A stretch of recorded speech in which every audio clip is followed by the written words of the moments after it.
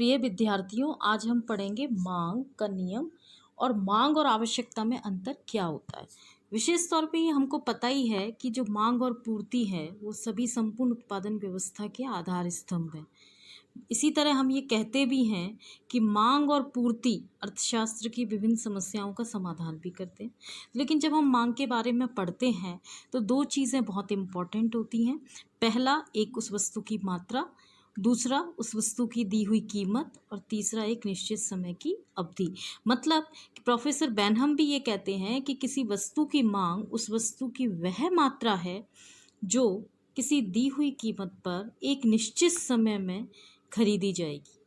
मतलब इसमें क्या चीज़ इम्पोर्टेंट हो गई कि एक तो समय और एक निश्चित कीमत। मतलब कि मांग जो है वो किसी निश्चित कीमत पर किसी निश्चित समय की विशेष अवधि से संबंधित होती है।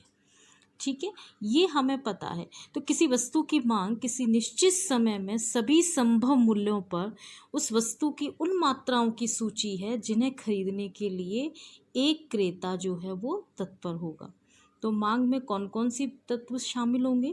पहला, मांग में प्रभावपूर्ण इच्छा। दूसरा, मांगी गई वस्तु की मात्रा, और मात्रा भी किस पे? एक निश्चित कीमत पर। तीसरा, मांग समय की अवधि से संबंधित रहती है।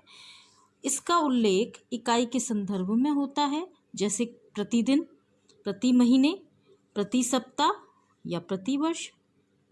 इस प्रकार हम ये कह सकते हैं कि किसी वस्तु की मांग उसकी वह मात्रा है जो एक निश्चित समय पर दी हुई कीमत पर खरीदने को क्रेता तैयार होता है। अब हम बताते हैं कि भाई जो मांग है उसमें और आवश्यकता में क्या अंतर है। साधारण तो हम ये कह देते हैं कि मांग और आवश्यकता में अंतर नहीं होता, जबकि दोनों में बहुत इम्पोर्टेंट अंतर है। आवश्यकता किसी भी वस्तु की इफेक्टिव डिज़ायर को कहा जाता है, यानी कि प्रभावपूर्ण इच्छा को, जिसमें 3 तत्व होते हैं। पहला, उस वस्तु को प्राप्त करने की इच्छा। दूसरा, इच्छा पूर्ति के लिए पर्याप्त साधन। तीसरा, साधनों को त्यागने और व्यय करने की तत्परता।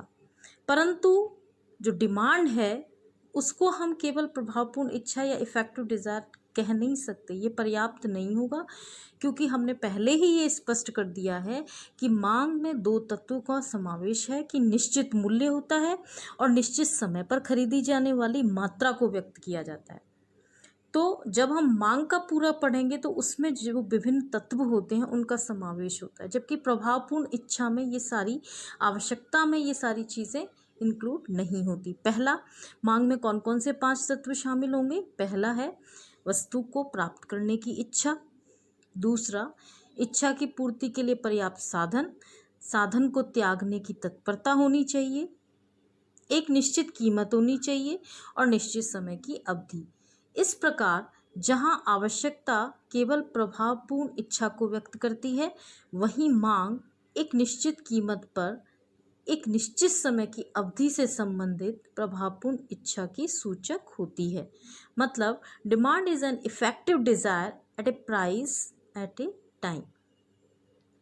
प्रिय विद्यार्थियों, अब आपको मांग और आवश्यकता में क्या अंतर है, अर्थात मांग का क्या अर्थ है, मांग की क्या परिभाषा है, वो आपको समझ में आ चुकी होगी। ठीक है, अब हम पढ़ेंगे काइंड्स ऑफ डिमांड, मांग के प्रकार की मांग किस प्रकार की होती है। किसी भी जब हम वस्तु का या सेवाओं का मांग करते हैं तो 3 तत्व सबसे ज़्यादा प्रभावित होते हैं। पहला, मूल्य। चाहे हम सर्विस भी यदि हमको लेनी है तो हम पूछते हैं कि भाई उस डॉक्टर की फ़ीस कम है या ज़्यादा है, हमारे पास जो बजट है उसके अकॉर्डिंग, या हम कोई सामान खरीदते हैं, कोई वस्तु खरीदते हैं तो हम सबसे पहले उसकी कीमत देखते हैं, यानी कि प्राइस डिमांड। उसके बाद हम क्या देखते हैं? इनकम, इनकम डिमांड, आय मांग, कि भाई हमारे पास आय कितनी है, हमारे पास पैसा कितना है, हमारे पास उस चीज़ को हम खरीदने की क्षमता रखते हैं कि नहीं, हमारी परचेसिंग पावर है कि नहीं। तीसरा मांग हो गई आड़ी या तिरछी मांग, जिसको हम क्रॉस डिमांड कहते हैं। मतलब कुल मिला के मांग की जो परिभाषा है उसमें मांग के 3 प्रकार आते हैं। पहला, price demand, income demand, cross demand. तो ये 3, तो अब हम पढ़ेंगे सबसे पहले प्राइस डिमांड। मांग के विश्लेषण में इस मूल्य की जो मांग होती है यानी कि जो प्राइस डिमांड होती है, इसका बहुत इम्पॉर्टेंट महत्वपूर्ण योगदान होता है। किसी भी वस्तु की कीमत उस वस्तु की उन मांग की मात्राओं को बताती है जो कि निश्चित समय की अवधि के विभिन्न मूल्यों पर उपभोक्ता खरीदने को तैयार होता है। इसमें मांग को प्रभावित करने वाले अन्य घटक जो होते हैं, अन्य बातों को हम स्थिर मान लेते हैं। क्यों? क्योंकि नहीं तो ये नियम लागू नहीं होगा। अर्थात मांग को प्रभावित करने वाले कीमत घटक के संदर्भ में ही मांग का विश्लेषण होता है। प्रिय विद्यार्थियों, आपको स्क्रीन पे एक चित्र दिख रहा होगा जिसमें हमने OX अक्ष पर लिया है X वस्तु की मात्रा और OY अक्ष पर हमने लिया है वस्तु X का मूल्य यानी कि प्राइस। तो आप देखेंगे कि जब वस्तु का मूल्य OT है तो वह वस्तु की मात्रा कितनी खरीद रहा है? OQ, यानी कि जब प्राइस ज़्यादा है तो वस्तु की मात्रा वो कम खरीद रहा है।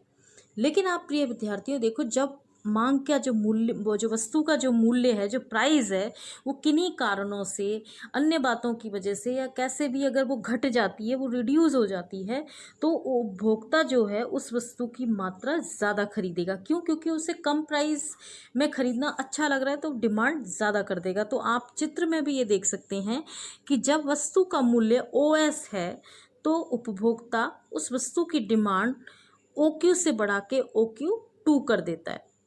तो इन दोनों वक्रों के जो पॉइंट्स आ रहे हैं हमारे पास, उन पॉइंट्स को जो हम मिलाएंगे तो हमारे पास एक कीमत मांग वक्र यानी कि डिमांड कर्व हमको प्राप्त हो जाता है। मैं दोबारा से इसको आपको समझाऊंगी कि किस तरीके से एक मांग जो है वो कीमत का फलन है, किस प्रकार कीमत मांग किसी वस्तु की मांगी गई मात्रा व मूल्य में परस्पर संबंध को बताती है। सामान्यतः वस्तु या सेवा की मांग और कीमत में हम कहते हैं विपरीत संबंध होता है। कीमत में कमी होने पर मांग बढ़ेगी और अगर कीमत बढ़ गई किसी वस्तु की तो उस वस्तु की मांग में कमी होगी। जैसा कि कीमत मांग वक्र DD जो चित्र है उसमें DD